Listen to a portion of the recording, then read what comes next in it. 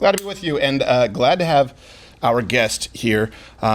We don't do Ash Wednesdays all the time, but I don't even know how to introduce this gentleman. He's been on the show many times. You probably know him as Mr. Brexit, largely known as the architect of Brexit, and he's been involved in politics for decades at this point. He's still making the rounds. He may have some plans here coming up in the next couple of years. I don't want to. I don't know. I don't want to foreshadow and overstep my bounds. But Mr. Nigel Farage, where's the website too for? nfarage.com is where you can find me and everything I do. And I'm busy broadcasting and travelling and speaking. But yeah, there's some talk I may get back into the front lines of politics. Okay, so what does that mean? Front lines.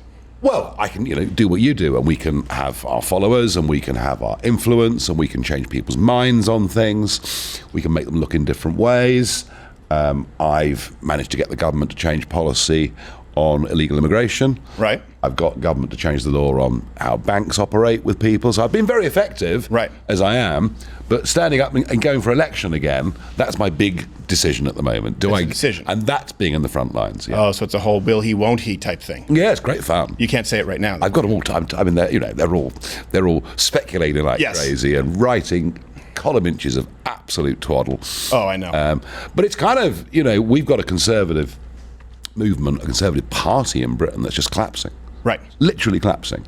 Elected last time round with a whopping majority, and they've just blown it. Yeah. So there's a lot of speculation. They're going to lose the next election. We're going to get a Labour government. Will Nigel stand against the Conservatives and finish them off? Will Nigel perhaps wait and try and become leader of the Conservatives a year or two down the road? Will he continue referring to himself in the third person? So, well, yeah. So it's an interesting time, but I mean, you do have proper Conservatives in America, right? In our country, they're few and far between. Yeah, that's one of those things where people say, oh, it's not left, right, because I understand conservative means something different in different countries. I mean, I was raised in Quebec, where we don't have conservatives. We have liberals and liberal separatists, basically. Although the separatists are more conservative a little bit, if people kind of understand their reason for separating, it's just not logically sound. But this is not new for you, right? And one thing I wanted to kind of touch on before we get to today is you do have something that not a lot of people have, conservative, liberal. You have a long-standing record that you've always been this guy, that you've been remarkably consistent. I always say, there was no grifting because there was nothing to grift back then. Well, quite the opposite, actually. Yeah, no, you took risks. No, I mean, look, I was in business. Right. I spent 20 years working for American companies. I was in the commodities business, right, which was a really exciting thing to be in, with all the markets and the noise and the buzz and the fun. But I have political views, obviously, and current affairs and politics move markets, move prices. And I just looked at what was happening with this European project as bit by bit we gave the government of our country to a bunch of unelected bureaucrats based in Brussels. And then they started talking about a single currency, getting rid of the pound, and I just thought, this is nonsense. Right. This is absolute nonsense. What did people fight two wars for if it wasn't for us to live in our own country with democratic accountability? And it was the Conservatives. It was the British Conservative Party that led the way on all of this. Was it the British Conservative Party who wouldn't officially let you join the party? Oh, yeah. They still won't have me. Really? No. So what would, for Americans who are the uninitiated, what would you be considered as far? I know you're conservative personally, but as far as the party... I would be considered conservative. I would be considered... well, some people say you're a nationalist. I say, no. I'm a nationist. Right. I believe the nation state is the building block that we should live under. And people would put me on the centre-right, obviously, not the centre-left, clearly. I'm pretty libertarian. I mean, I hate big government. Right. I hate big government. I was distressed when they kept locking us down during COVID. I can imagine. How many of my fellow compatriots just accepted it? I thought you were going to say you were distressed when they outlawed heroin being illegal. I'm not that libertarian. No? and I see in Oregon they're reversing all those crazy. Oh yeah. Which is really interesting. Actually, it is interesting. But before, you're going to drive me nuts. There's the tip of that cigar is not lit. Do you want to hit that with a torch? It's going to that one side of the wrapper. I'm OCD with this, and it's just such a fine cigar that I don't. There you go. You should be perfect. I was actually in Spokane, Washington, and I came out of I was either a Rite Aid or a CVS, and it looked like a guy had like a tire pressure gauge, and he was smoking crack. And I looked at him, and there was a police officer right there. I thought, well, I guess it's legal here. The cop kind of gave me a shrug, and I walked back around that corner, and he was just passed out on the sidewalk. I said, well, I don't have a problem I do. It's not. I don't smoke crack, kids. But if someone's smoking crack, we're kind of told by libertarians they'll just be doing it in their house. No, the problem is the bodies in the street. The problem is that when you're out there, it affects everybody. Yeah. They're screaming that they're Jesus, which is usually crackheads. I've never met a non-crackhead who claimed he was Jesus. Seems to be a constant. So it is interesting, though, these experiments that are taking place. So you're more libertarian, okay? Yeah, I hate big government. I believe in free markets. I believe in enterprise, and I basically think that our world, has been completely taken over by big banks, big business, and big politics. Yes. And the little guy, the little woman who wants to set up their own business, have a go in life, the sort of people who in the 1980s made our countries, both of our countries, quite wealthy, and they did well themselves. And kind of, there's not much room for these people anymore. And so I loathe corporatism. Yeah. Loathe big government. Anyway, I became a campaigner. And I thought, right, the best way to campaign is to stand for office. And I've been doing that for over 30 years. I then got elected to the European Parliament, which was enormous fun because, I mean, this place was and still is the temple of globalism. Right. I mean, this is it. You know, this is why the Clintons love it. This is why Biden's always loved it. This is if you like, the prototype. Right. For what they want us, the way they want us to live. Is it tough for you to basically be a member of a club that you can't stand? Well, I mean, it was extraordinary. So, I was the heretic. Right. I mean, literally the heretic. Yeah. They'd never had anyone like me there in their history. I can imagine. It had people who were sceptical about the project. But, I turn up and say, look, guys, this is a load of bollocks. I remember when you said Belgium is not a nation. I said Belgium's a non-country. Yeah. I got terrible telling off for the foreign and I heard the collective, what? And you double down, you're like, let me repeat. It's not a real place.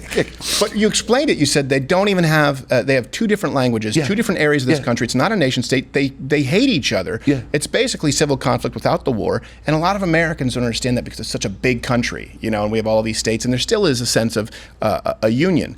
I think Americans may not realize that coming from the UK, you're so close to neighbors, just as close as we may be to Oklahoma, who may share nothing in common as far as their interests. I mean, look, one of the joys of Europe is you drive 100 miles, you'll find different languages, different customs, right, different cheese.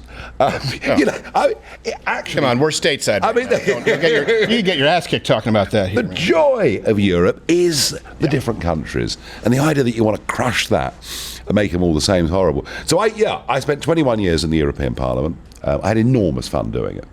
I mean, enormous fun doing it. And normally, if you're surrounded by people that scream and shout at you and hate you, you will normally tend to move in their direction a little bit because being disliked is not a normal human condition. They also try to bribe me. Sure.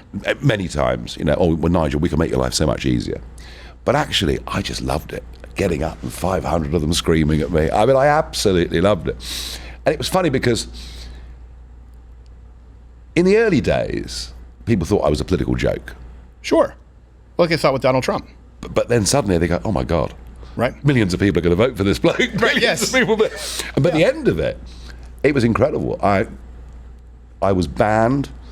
There was a coffee shop. I'd gone in to buy a coffee and a bagel every morning for 15 years. This is in 2016. This is when we get the twin shocks of Brexit and Trump. And I went in one morning, no, we're not serving you. So I was barred from the coffee shop. And then restaurants wouldn't allow me in. Right. And then the worst one was the pub. This pub in Brussels that I had frequented and spent a considerable sum of cheers. Cheers. Is that drink, by the way, to your liking? I know it's okay. You're the only person who comes in here and drinks gin. Most Americans don't appreciate it. So. Gin is catching on in America, but I mean, when I first came here over 40 years ago, finding gin was very, very difficult. You know why it's catching on? The reason it's catching on is because there was, craft brewing with beer, and people realized beer could be a lot better, so then they tried to do craft distilling. But most craft whiskey is god-awful. Yeah. It's dog shit, pardon my language, because people can't sit on product for 4 to 8 years, right? Wait. But you can make really good gin pretty quickly. Yeah, and it's easy. Yeah. And it's easy. If you get the ratios right. You see, even the pub. And one night he says, Nigel, I'm sorry, I can't serve you anymore in here. Yeah. I've been told that if we continue to serve you, there'll be a boycott put on the pub. So I've been cancelled. I've been cancelled more than anyone you've ever met. But you know what? I did it. We won. Yeah. We won. Yeah. I mean, everyone told me it was impossible. Everyone told me it would never ever happen. And for me, the moral of the story is, if you have a dream in life, follow it. Yeah. Follow it. I mean, unless the dream is like physiologically impossible. Like when I was a kid, I wanted to actually physically fly or be invisible. Yeah. And that would have been a problem. Yeah, well, I think that chap on the street that you met. Yes, exactly. You might have thought hey, you know, that maybe way. in Spokane, at least I'll think that that's the case. Yeah. And then they made that crappy film with Benedict Cumberbatch where they just like, Nigel Farage. That was absolute nonsense. I know. Well, you know why? Because you're the guy. This Yeah. is one thing. When Yeah, you're yeah. the real guy, like Yeah. there are people out there who want to hold themselves out as the guy. And I say this with stand-up comedy. Nick DiPaolo is the guy. Like I see the best people in the world call him and ask for help to write jokes. But he's so controversial, and he's always been consistent that no one really wants to give him full credit. Yeah. Because they don't want to build you up into something more powerful than they can take on. But everyone who the people who supported you, they know. Oh God! I mean, if you ask the public, in an opinion poll, who's responsible for Brexit, whether you agree with it or disagree with it, Yeah. my name's way higher than anybody else. Of course it is. No, of course it is. And same thing when course we've had it you is. on the show. People love you. I think stateside, they also just love that you can have a sense of humor. And seeing Donald Trump was kind of the first politician, or really since Reagan here in the States, who was able to do that. Whereas Yes. it's more commonplace Well, in the UK I mean, to some degree. Let's be honest, and a lot of American conservatives, and it is changing, but a lot of American conservatives have been, over the decades, some of the most boring people in the world. Yeah, they've been wieners. I mean, really, really doer. And, I was talking at a conference this week in Tampa.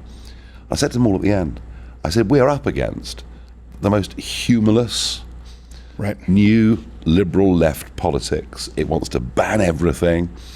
It can't laugh at itself, ever. Right.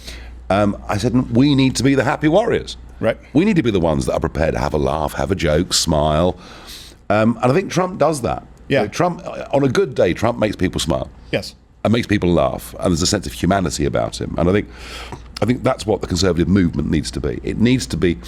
The other point I'd make, I don't forget, I've spent 40 years involved with this country. I've commuted back and forth across the pond more than anybody. Sure. Business, media, politics. I watch there's an election on. I've got the TV on in an American hotel room, and it's constantly, this candidate's terrible. I'm not very good, but this guy's even worse. I mean, how's that exciting? It's like, we suck less. Yeah, that's right. It's Yeah. exactly what it is. And huge sums of money spent on this negative campaigning, and I don't believe in that. Right. I think what people need is a vision. Right. You've got to say, guys, this is the journey we're on. It's exciting because if we get this to work, this is where we're going to be. Yeah. In 5 years' time, 10 years' time, or whatever it is. So I'd like to see from the whole conservative movement more humour. Well, you bring it, plenty of that. Oh, thank you. No, you do. More humour, but also a bit more vision. Yeah.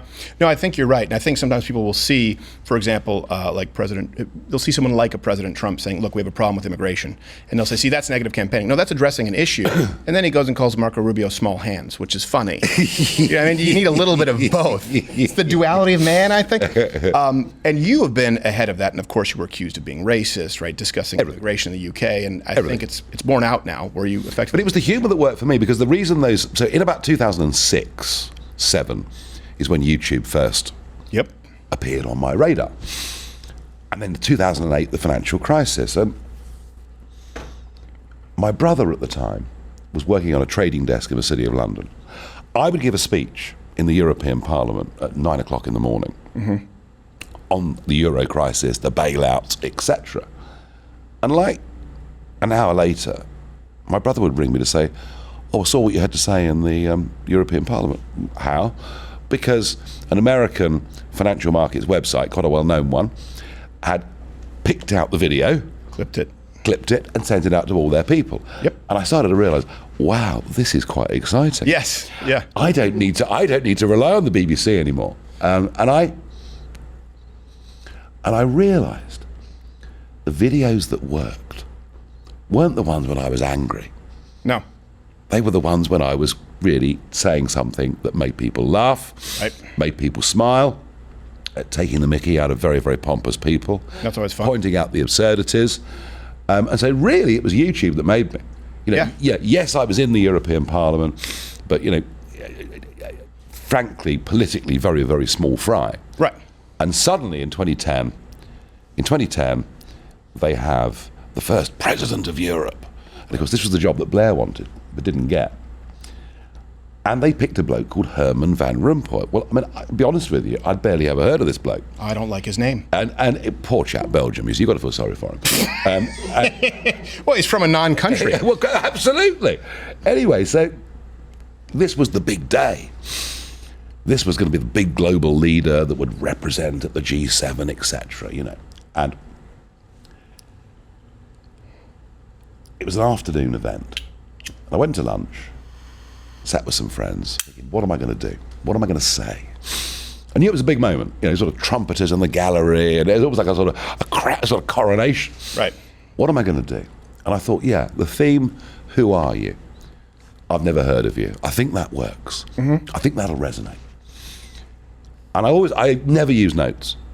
Now, in no speech do I ever use notes, but I tend to spend the whole day thinking through. Yes. And then writing it down on a piece of paper and rewriting it. But I always try and stand up and look people in the eye and speak. Because if you just read, it's like dirge-like, isn't it? I mean, why bother? You know, a robot can do that. My notes are on the floor. You know, you don't need. I started with them. I was like, then I just toss them. I'm like, you don't need them. It's for the plugs because sometimes I've had people come on and they go, "Thanks for plugging my book." I'm like, "Well, I plugged your web." I don't. Sometimes people come with 50 plugs, but you don't need. Everyone knows who you are. So I always tell people, because I get so many people write to me to say, oh my God, my daughter's getting married next week. I've got to give a speech. What the hell do I do? Because people are very scared of getting up and speaking. Sure. I always say to people, have three things to say. Have a 1, 2, 3, because that's easy to remember. Yep. Beginning, middle, end. Very simple. I said, and don't read from notes. Look at the room. And remember, everybody in that room is on your side. Everybody in that room wants you to do well. Now, I speak without notes, but when I get up to speak in the European Parliament, absolutely nobody in that room is on my side. Oh, exactly. And you never quite know what's going to come out. So I had this plan of who are you? And then, I don't know what it was, watching him speak, I think. And I said we were told there was going to be a great global leader, a man being paid more money than President Obama. I said, and what we got was you. I said, and frankly, I don't know where this came from. I don't know where this came from. I said, you have the charisma of a damp rag. Nice. And the appearance of a low-grade bank clerk. And that was it. I was warming to the theme by now. Yeah. Yeah, and the question I want to ask, who are you? Well, I've never heard of you. Anyway, yeah. The whole thing went absolutely nutso. I can imagine. You know, even the rap version got about 5 million views overnight, you know. And suddenly... Is this back when auto-tuning the news was really big? Yeah, I remember that. Yeah. And suddenly, overnight, I go from being a marginal political figure to being a household name. Right. I mean, literally that one speech did it. Well, the reason I think you say, you know, it's not when you're angry, but when you make people. But here's the thing: humor always has a target. I mean, even go to the oldest joke in the book, right? Why did the chicken cross the road? You're the idiot to get to the other side, right? Yeah. And so you're accomplishing the same thing. It's important to make people feel something before they listen. Now, the left only plays on feelings. Yeah. But if you make someone laugh, it makes someone else just as angry as you would by insulting them, because they feel insulted. And so it accomplishes the same goal where people who may be in the middle are willing to listen because they're likely at least half laughing. But what it also does, it gives you a volunteer army. Right. You know, how have you built your stuff to where you built it? Well, you built it because people see your stuff, like it, and they send it to their mates. Right. That's the best advertising of a lot, isn't it? Yeah. Yeah. The best advertising of a lot. So that was it. That was what really, really pushed my career into a very different place. And you know what? Through all the ups and downs of it, and some of it's been pretty nasty. I mean, some of the abuse I've taken has been pretty blooming nasty. You know, physical violence, threat, all that stuff. It's been horrible. But actually, for most of it, I had the most enormous fun doing it. Yeah.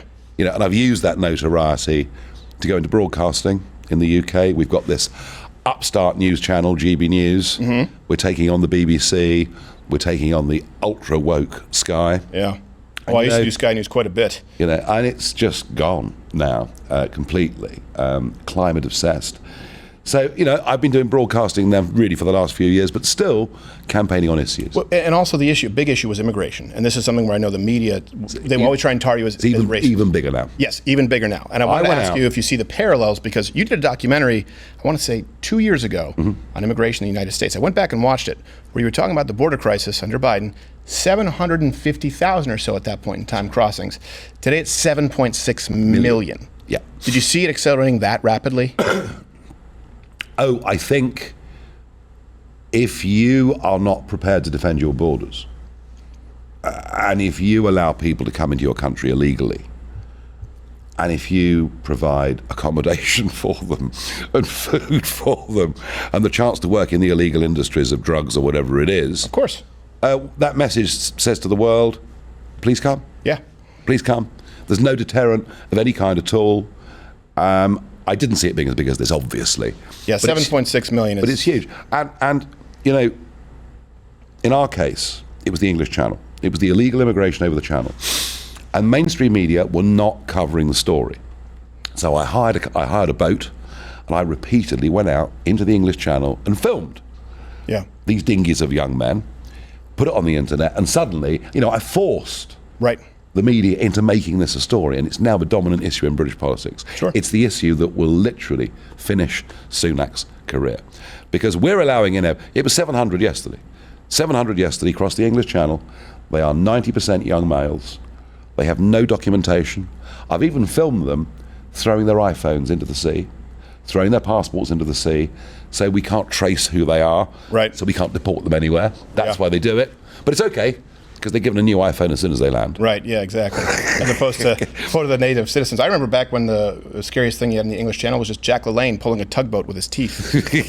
Watch this. This is how I'm fit. You're like, what are you doing? This is insane. 700 in one day. Yeah, and you know, and so these are the issues that I've campaigned on, and been called all the names under the sun. But here's the point: these are young men of fighting age whose attitudes towards women, whose tolerance of people who are gay, whose support for terrorist organisations like Hamas is at a level that effectively what we're doing, and you're doing it now in this country. I've warned people in America for years, do not allow big Muslim enclaves to build up. And that is not in any way being insulting. I've got lots of Muslim friends who are perfectly integrated and do well in their lives.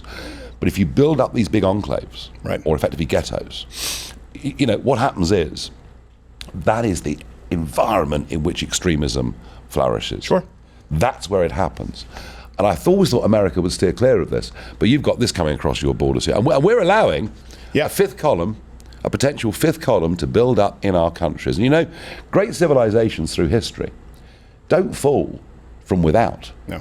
They're not invaded. Right. They fall because they become corrupt. They fall because they lose the sense of purpose of what they are.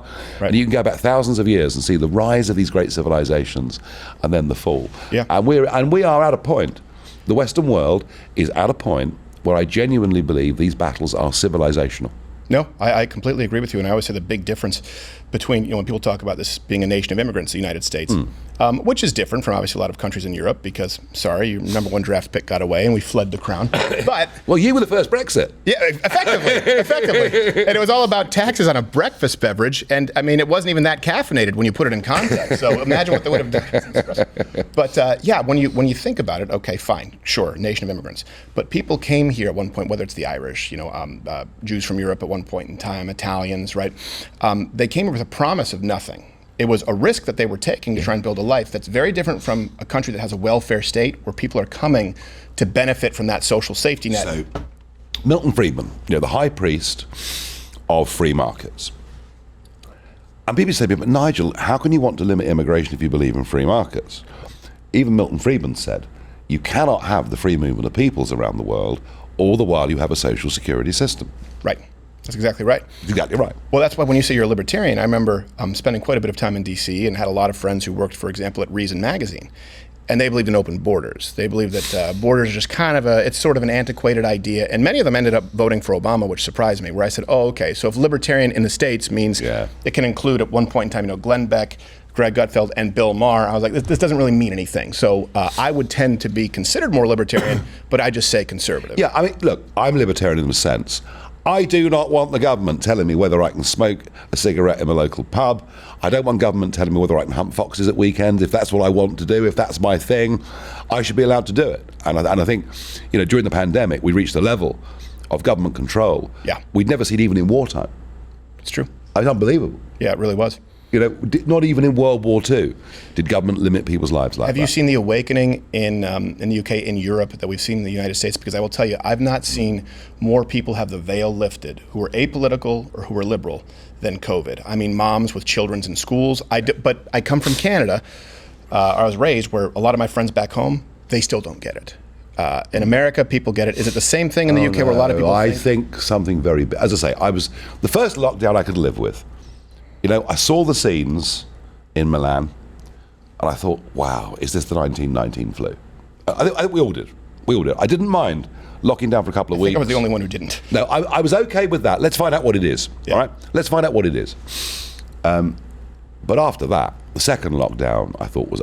quite frankly, by second and third lockdowns, I just ignored it completely. It was great. Oh, yeah. I could drive down the motorway fast. There were no cars on the road. Right, yeah. Well, we did, when that happened, that's where we did the Mug Club Quarantine Month, was our biggest month of growth. The very first lockdown, everyone was in there, including conservatives, in their basement. We said we're doing 2-a-days. We did 2 shows a day because I knew people were locked at home. And I can't tell you how many conservatives whose names I won't provide right now calling me saying, this is really irresponsible. You shouldn't be bringing in the crew. I'm like, well, guess what? They all decided they want to work.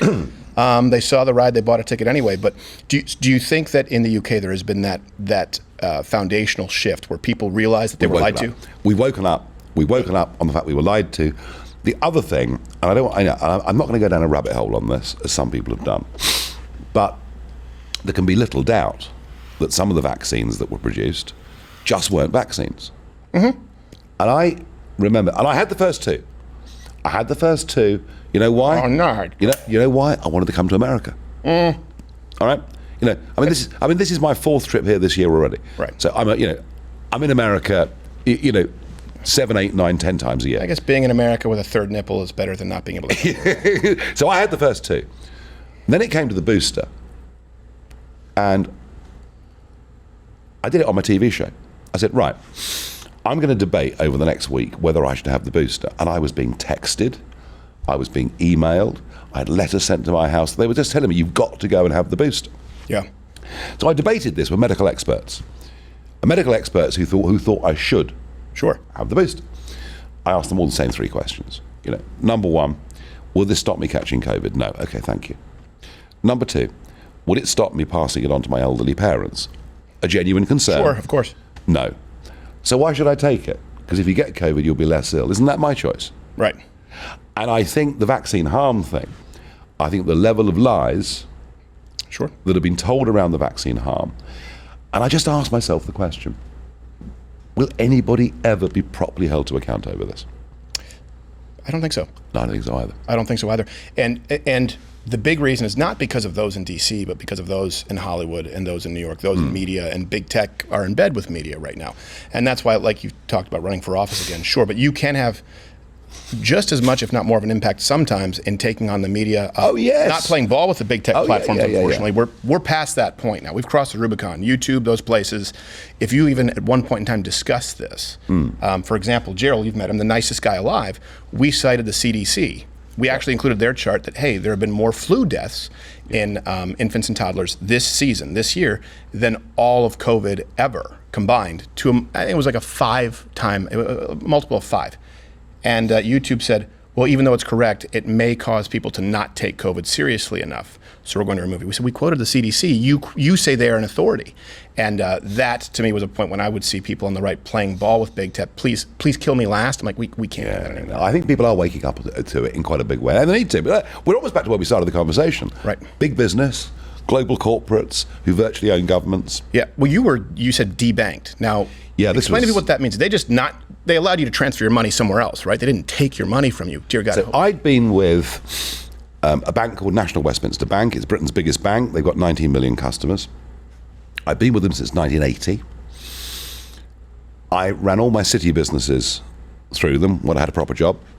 I've never had one, so I don't know. Well, actually, do you know what? In those days, going to work was fun. Yeah. Because there was no woke rubbish. Right. Offices were a huge fun.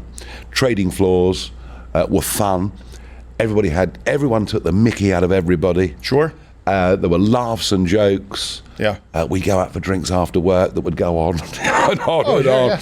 And kind of it's where people met. It's where people met their partners and got married. Yep. It was going to work was fun. Anyway, so I've been with this bank since 1980. The last 10 years, I'd been with Coutts, a wholly owned subsidiary, the posh bit, Right. if you like, of the bank, private banking. The Queen was a client, all the rest of it. My account was always in credit, never any problems at all with it. I ran my personal accounts through it. I ran my company account through it with, media income and stuff like that. And I get a phone call one day, we're closing your accounts. I get a letter confirming, you've got 10 weeks to leave this bank. I tell you, it really hit me. Oh, yeah. Wow. So I thought, what do I do? I know what I'll do. I'm not going to go public on this, but I'll go and find alternatives. I was refused by 10 banks. Really? 10 banks. Small private banks, big global banks, an American bank, and 10 banks refused my business because I'm Nigel Farage. Right. I'm a reputational risk to the bank. Now, luckily for us, and you haven't got this in America, under our Freedom of Information Act, we are able to go to any private company that we've done business with and ask for the file of all the documents and comments about us. Okay. So 40 pages of gold Oh, really? came back. Russia was mentioned 144 times. Oh, it would have to be. Suspicions that I'm in the pay of Putin. Of course. Brexit was mentioned 87 times, as if this global catastrophe Right. has overcome us and this bad dude's in charge. Net zero, Yeah. that I wasn't a supporter of net zero, that my comments on immigration were inconsistent with their diversity and inclusion agenda, and that my views did not align with those of the bank. And when I got this document, I thought, I like this. Yes. Yeah, I can imagine. Oh, yeah. The last sentence said, we view the risk of him going public to be very low because he'll find it too embarrassing. Well, do you know what? They picked on the wrong bloke, didn't they? Yeah. So I stood up and said I've been debanked. The media went absolutely crackers. I had 38 front pages of British national newspapers over the course of the next 3 weeks. Every TV news program was covering it. And the funny thing was, it was rather like coming out, really. I've been debanked. And suddenly, lots of other people popped their heads up over the parapet and said the same things happened to me. Right. So I kind of given cover for people to understand what was really going on. Sure. And this is why woke is not a joke. No, it's not absolute. It's not a joke at all. And if you haven't got a bank account, you literally can't function or live Right. in the modern world. It's as essential as water coming into your house. So that was my really big campaign. And you have so many year. Americans here saying, like, oh, what? You're afraid, what, that you're going to be debanked, like a conspiracy? They will tell you, though, it's absurd. No, come on. Saturday Night Live said Trump had gone mad by using the phrase debanking. I mean, what is this? It doesn't even exist. I know. Yeah. Tell that to Kanye West. I mean, Who, by the way, said some nutty things, don't get me wrong, goes on Alex Jones with a net and a bottle of Yoo-hoo. I don't even get the joke. I guess it sounds like Netanyahu, but, you shouldn't be debanked for that. That is one of those issues. I mean, we were removed from, Shopify. We had several service providers for merchandise companies. YouTube made us remove shirts from our private merch store off of YouTube if we were to be allowed to upload to YouTube. Yep. So this is, and people say, well, you know what, then just don't do business with them. But if there's collusion where they all get together and say, no, we're all going to agree here. I mean, it's not a conspiracy, for example, to whether you agree with them or not, say Alex Jones was removed from every single platform within 5 hours of each other. Yeah. That's one conference call. And it happens all the time.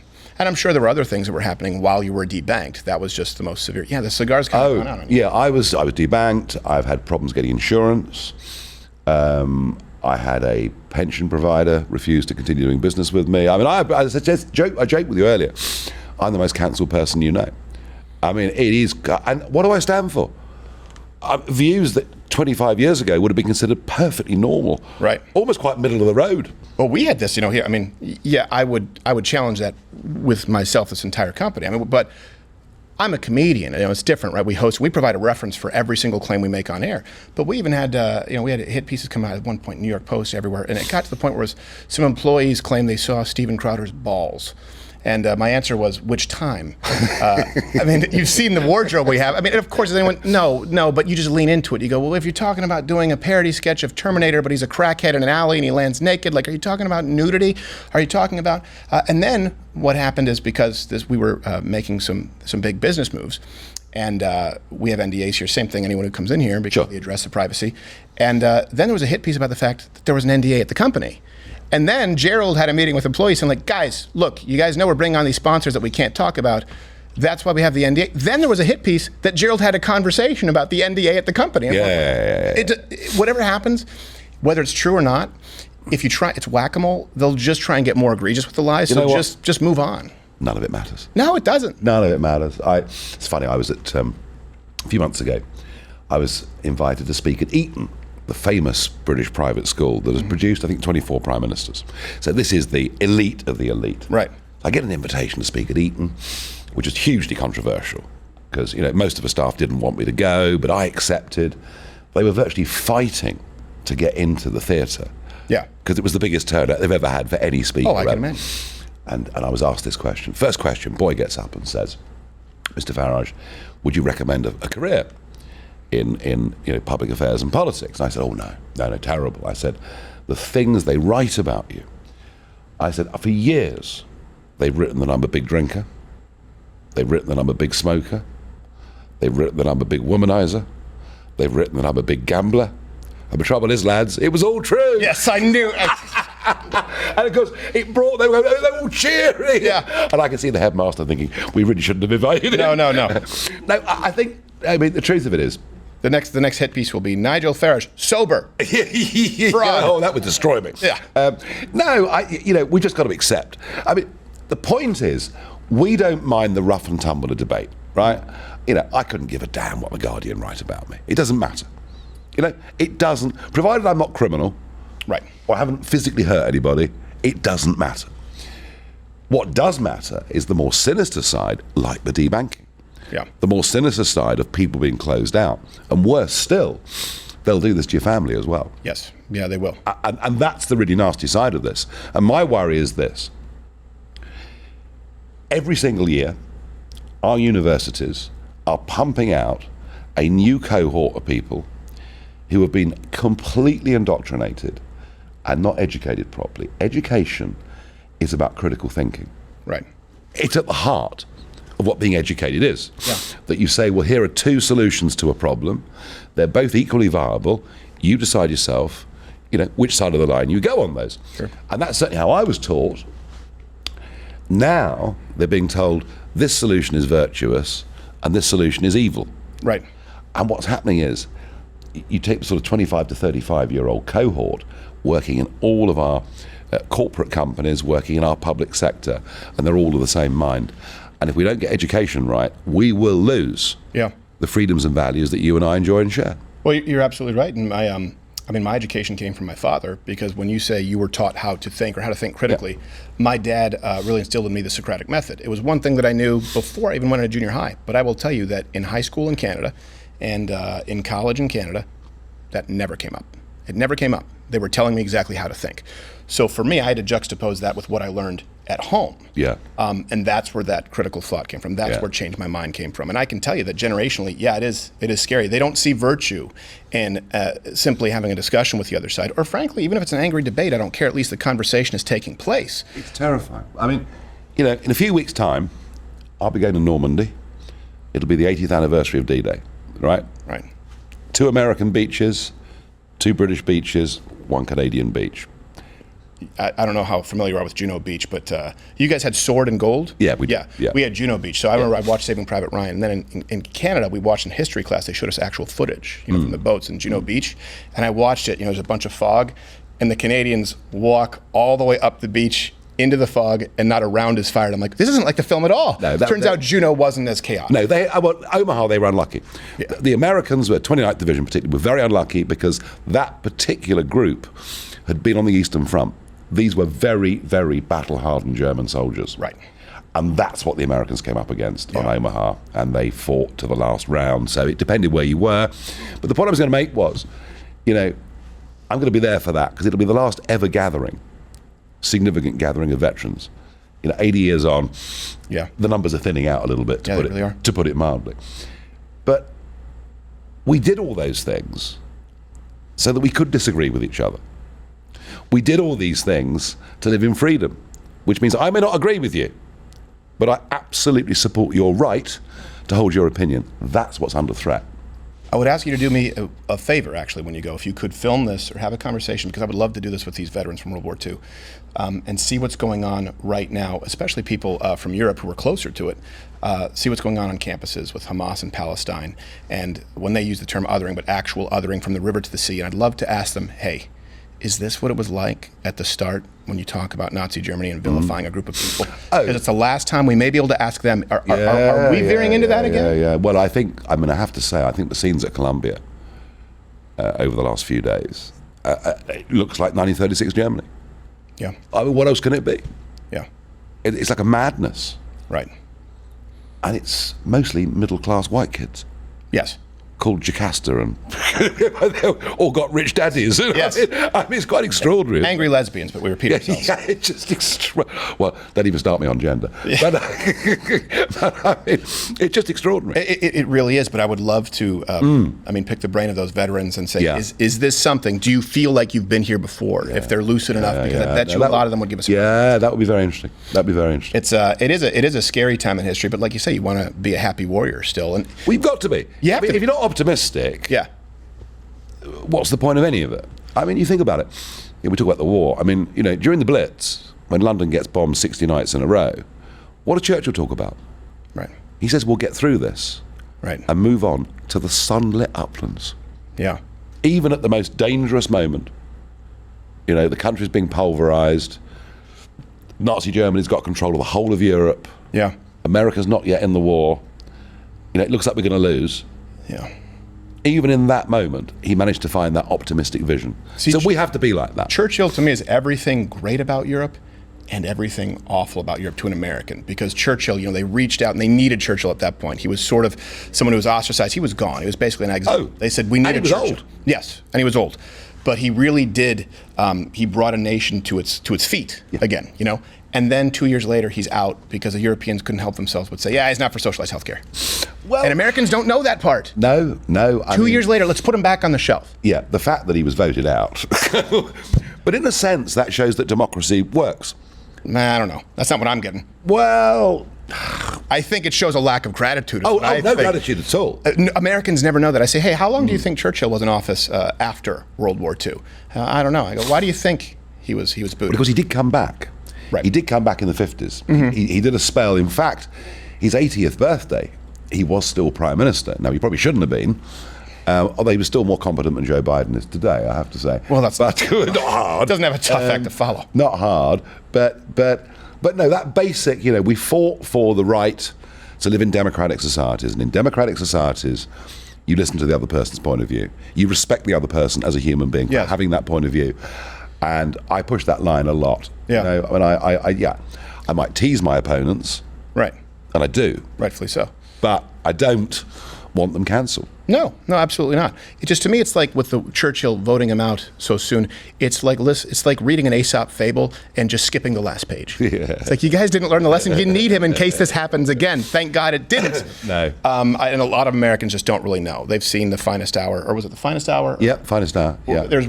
Yes, Finest Hour. That's right. Yeah. The other one was the boats with. Darkest Hour was the other one with Chris Pine, but they've seen that film. They don't really know the full story of Churchill and really what he went through. And boy, everyone wants a Churchill when push comes to shove. And then in peacetime, it's, you're like a broken toy. And what a career. When you look at it, what a career. Yeah. I mean, First World War, First Lord of the Admiralty. Yep. The Dardanelles expedition, Gallipoli fails. He resigns. He goes and fights in the frontline trenches. Yeah, absolutely. Almost wanting to be killed. Yeah. And funny stories, his mom tried to get him quitting cigars, where she said, if you don't smoke cigars for 2 months, I'll give you, I don't remember how much money it was. And he took it and then bought himself a case of cigars immediately. And his lifestyle, his lifestyle is extraordinary. He writes a letter to his wife Clemmy from the trenches. He says, my darling, we must be very rich. I'm drinking champagne all the time. You know what? He'd be canceled today if people knew everyone's flawed. A lot of these leaders, we look back and people don't realize, people deeply flawed. Of course. But how can you be a great leader if you're not? You think a guy who's seen what he has seen, and today it's just funny to me for people who, the left, who claim to be so compassionate, there's no grace. And as a Christian, that's so important to me, is there's no grace where, hey, you can't judge someone from one moment in time. No. I'll give you an example. And I won't say the name because I don't even want to draw attention to it, but there was a prominent conservative, and someone tried to make it a scandal that he was sexting somebody, okay? It was a consensual relationship with a woman who was sexting him as well. All right? As far as I'm concerned, it's just gross. I skip and I don't read it. But I saw comments saying, men, do they ever ask women about their hopes and dreams and their favorite books? This is gross. I'm going, so you think that two people can't have animalistic sex who love each other and then also afterwards go out on a nice date? You're judging someone on that snippet in time? I don't want to be that kind of a society. And that was a scandal. I'm going, this is not Me Too. This is a consensual relationship where someone stole private texts and everything is, let's see where we can catch somebody. Let's see where we can catch somebody. And I got it, and it does concern me, even though I know you're a happy warrior. They just get worse, and they get worse. They are getting worse. No, that is true. They are getting worse. But also, I do believe that pendulums swing back and forth. Yes. And I think all through history we see that. Look at my country. We had our civil war before everybody else. 1642 onwards, we have the English Civil War. The king thinks he has a divine right to govern from God and doesn't need to take account of what Parliament says. Parliament fight him, beat him in the war, cut his head off. So we now become a republic, a new enlightened republic under a man called Oliver Cromwell, who calls himself the Lord Protector. Might as well have called himself king. Right. And he introduces a Puritan regime, and by 1658, you can be put in prison for having Christmas decorations up in your house. All public music is illegal. All dancing in public is illegal. Right. By 1680, we've had the Restoration, and we've got the artist Hogarth painting a picture of Gin Lane. Yes. Where everyone's drunk, just like in the gutters. The Gin Lane, we always refer to as Gin Alley. Gin Lane is the name. Is the name of the piece. So there you are. In 20 years, the social pendulum swung from one complete extreme to the other. And I think a lot of this debate we're having today on trans issues, etc., the pendulum will swing back. I do think with that one. It will. It's too far. It will. It started with hey, two guys want to get married and visit each other in the hospital and have a deed to their property. Sure. Now it's and 6-year-old kids can transition and compete with women. You're like, wow. Yeah. And it's sick. Yeah, it really is. No, it's wrong. It's absolutely sick. And unfortunately, big tech, they want to assume the conversation is over. Whether it's YouTube, Meta, TikTok, they just say, no, you can't. You can't say that this is sick. Literally the word sick. We're going to have to hit the YouTube dump button right there.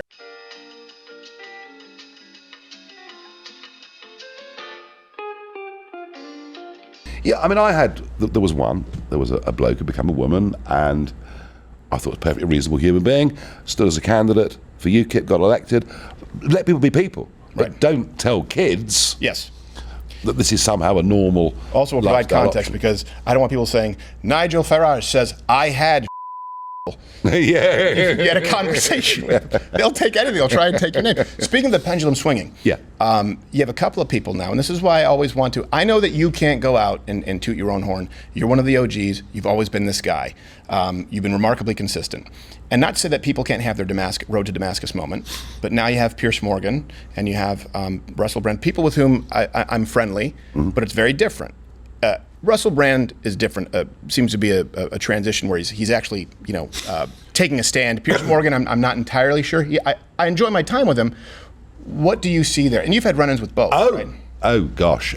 So Russell Brand was so abusive about me, publicly, repeatedly, and it led to a big head-to-head on BBC television, and it was really interesting actually. I think I really upset him because I wrote an article about it shortly afterwards where I said, before going on set, Russell Brand's two personal makeup artists were busy combing his chest hair. Which they were. So, yeah, we had this sort of almost like hate. And I was broadcasting, I was radio broadcasting one day. And he sort of came down the corridor and tried to break into the studio. I mean, like with crazed eyes. Would you believe? I know his dad, Ron. I met Ron many times over the years. Very down to earth, straightforward bloke. And Ron gets in touch with me about 2 months ago and says, would you have a chat with Russell? I said, what are you on? What are you on? Right. I mean, after all the things he said about me. He said mushrooms, but that's not important. Right? Well, you have I said, you know what? If he wants to talk to me, of course I'll talk to him. I had a 40-minute FaceTime conversation with Russell. He looked me in the eye. He said, I genuinely want to apologise for all the very personal comments I made about you. They were completely unnecessary and wrong. He said, I might have disagreed with you at the time, but I'm viewing the world in a very different way now. Wow. And I said, Russell, I 100% accept that, and I thank you for being a man. Because one of the hardest things in life is to actually admit you've been wrong. Right. Yeah. It's one of the toughest. So it would be very difficult for me if it had ever happened, but well, of course. Of course. I was wrong once, a long time ago. Yeah, I know. It's just wipe it out. 1984, I think it was. Yeah, and so good for him. He's made up. Piers, different kettle of fish. Different kettle of fish. So Piers' TV show. So my TV show on GB News was going head-to-head with his TV show on Talk TV, the Murdoch funded. Right. And I'm very pleased to announce the television station closed down last Friday. Okay. He's bombed. Right. And the point is, you can't do opinion TV. You can't do what you do if you don't have an opinion. Mm-hmm. And that opinion has to have a degree of consistency through it. There have to be themes that you believe in. Piers doesn't believe in anything. You don't think he's... Doesn't believe in anything. Okay. He's all about sensation. Yeah, he kept trying to bring me on every... He would ask me about Alex Jones. He asked me about Alex Jones. And I said, look, I agree with Alex Jones less than most people. Yeah. But he's a friend of mine. I said, so you're not going to get me to throw him under the bus. Yeah. And if you want to ask Alex Jones, ask him about it. Yeah. And he's been very respectful with me, but I do get the sense that maybe he's still figuring it out, whereas I do get the sense that Russell Brand has had his quite literal come to Jesus moment. Yeah. As, you know, Yeah. just No. been baptized. And I, as I say, I've kissed and made up with Russell, and that's fine. Piers and I are on non-speakers. Oh, really? And likely to remain that way for some time.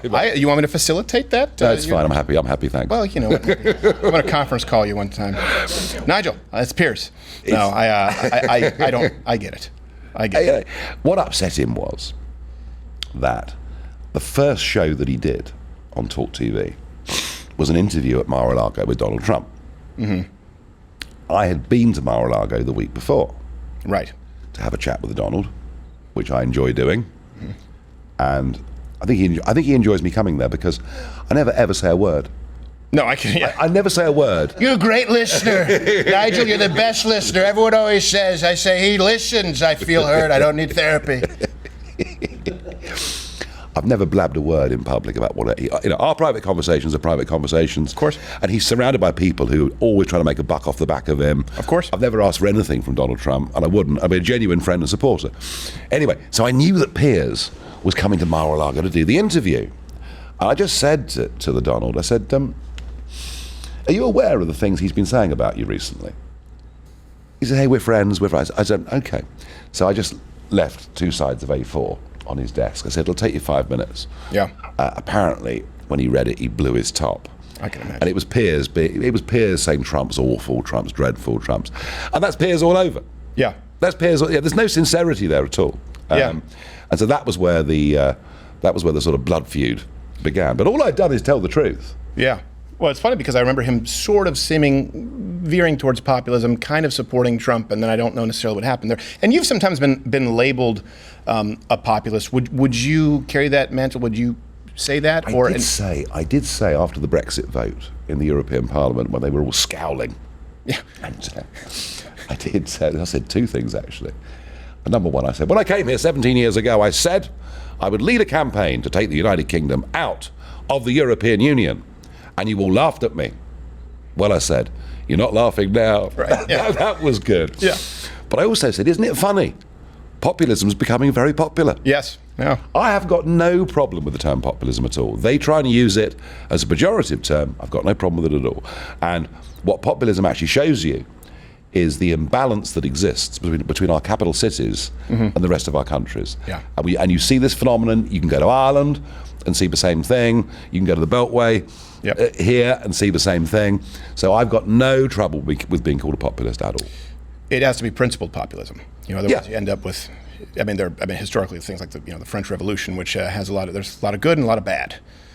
I think more bad than good overall. Yes. And how funny they get rid of a king, and Napoleon then becomes the emperor. I know. It's all the same game. We look at this with Europe, too. Like, I always tell people, I say, you know what? The United States is still, today, the world's longest-standing democratic republic. So what do you mean? I go, because you guys have so fundamentally shifted so many times across the pond, where we kind of created one constitution, some amendments, but we've stuck with it. I think that your founding fathers were visionaries. They were.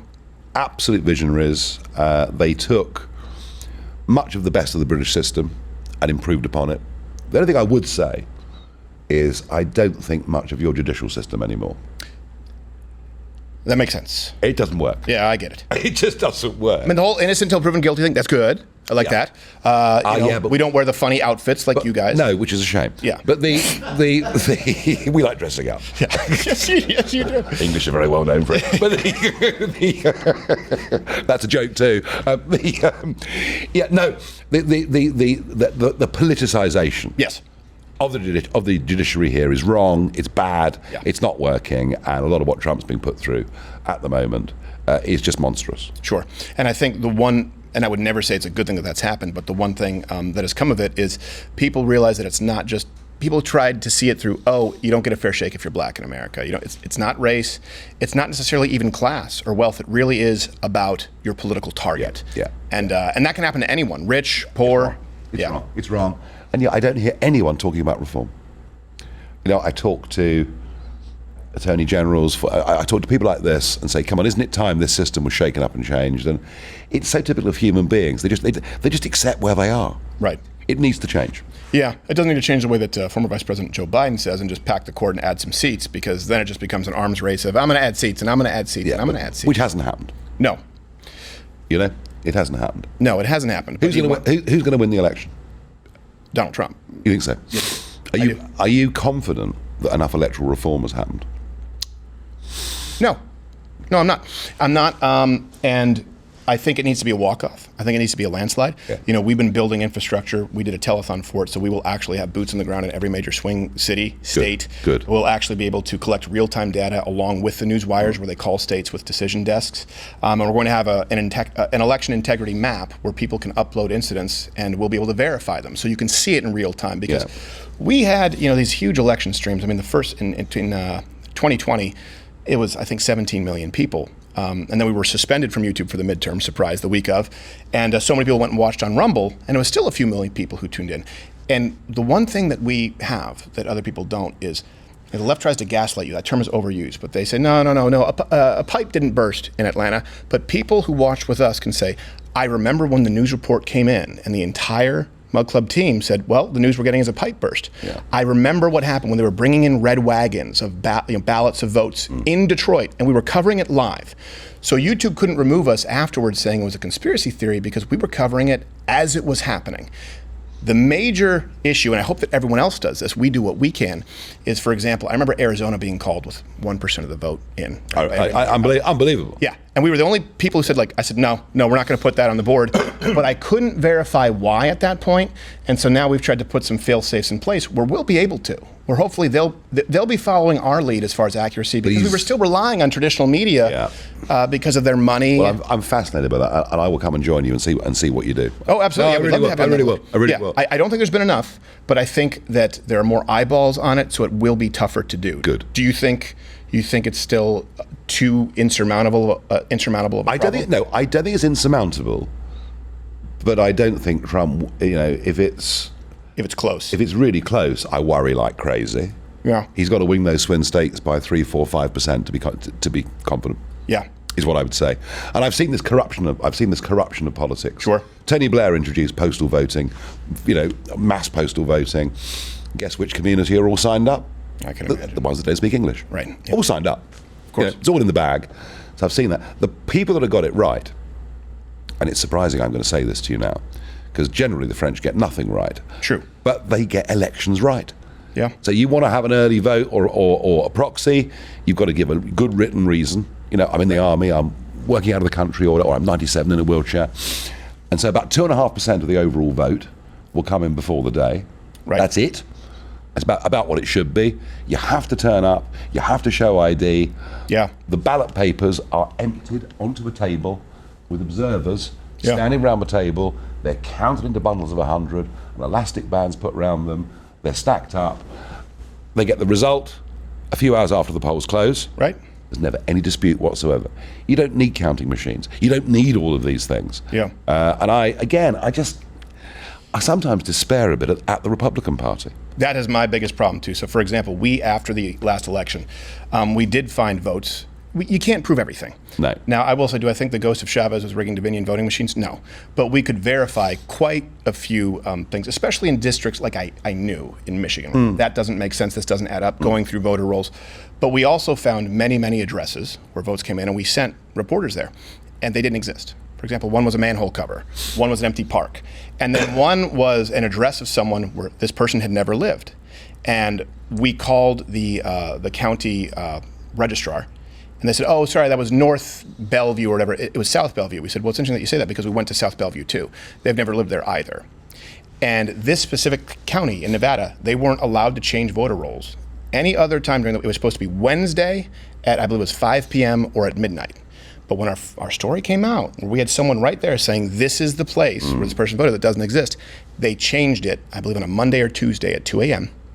And we went to them the second time, and I spoke with the county registrar, I believe was the term. He said, yeah, well, even if all this you're saying is true, I said, I will swear under oath it's true. He said, there's nothing we can do now. Yeah. And we were suspended for that video on YouTube, right? It was a hard strike. And my problem, like you said, was with Republicans and conservatives saying, well, look, what's it worth to us if you get removed from YouTube?